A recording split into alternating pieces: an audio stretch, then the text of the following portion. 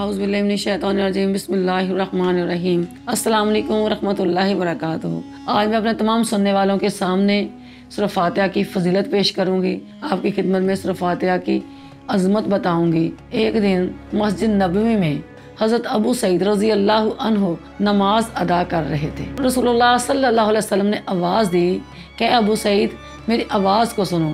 तो उन्होंने फ़ौरन जल्दी जल्दी से नमाज मुकम्मल की और नबी पाक अलैहिस्सलाम की बारगाह में हाज़िर हो गए। तो आप सल्लल्लाहु अलैहि वसल्लम ने फरमाया, है अबू सईद, क्या तुमने ये नहीं सुना, तुमने ये आयत नहीं सुनी कि जब तुम्हें अल्लाह और अल्लाह के रसूल पकारें तो तमाम काम छोड़कर उनकी आवाज़ पर लब्बैक कहा करो, और जब अल्लाह और अल्लाह के रसूल पकारें तो हर उम्मती का हक है कि फ़ौरन हर काम छोड़कर अल्लाह और अल्लाह के रसूल की आवाज़ पर लब्बैक कहें। तो तुमने मेरी आवाज़ सुनकर भी नमाज मुकम्मल की, तुम्हारा हक था कि नमाज छोड़कर मेरी बात को सुनते। दूसरी बात आपने ये कही कि जब तुम जाने लगो, मस्जिद नबवी से जाने लगो तो मैं तुम्हें एक आयत और एक अजीम सूरत की खबर दूंगा, अज़मत बताऊंगा। जब अबू सईद रज़ी अल्लाह अन्हु जब जाने लगे, मस्जिद नबवी से बाहर निकलने लगे, तो उनको वादा याद आ गया।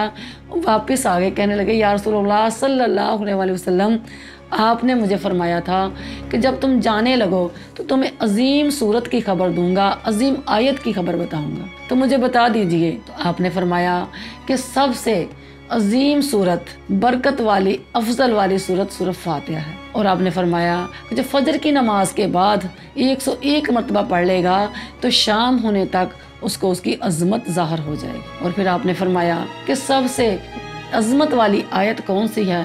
वो फरमाने लगे कि अल्लाह और अल्लाह के रसूल बेहतर जानते हैं। फिर आपने फरमाया, जिस तरह तमाम दिनों में अफजल दिन जुमे का दिन है, तमाम किताबों में से अफजल किताब कुरान पाक है, तमाम रातों में से अफजल रात लैलतुल क़द्र की रात है, इसी तरह कुरान पाक की तमाम आयतों में से अफजल आयत आयतुल कुर्सी है। जिस घर में पढ़ी जाएगी, जिस चीज़ में पढ़ी जाएगी, फरिश्ता हिफाजत करेगा। जब तक फरिश्ता हिफाजत करेगा उस वक्त तक शैतान नहीं आएगा। व आखिरु दअवाना अनिल हम्दुलिल्लाहि रब्बिल आलमीन।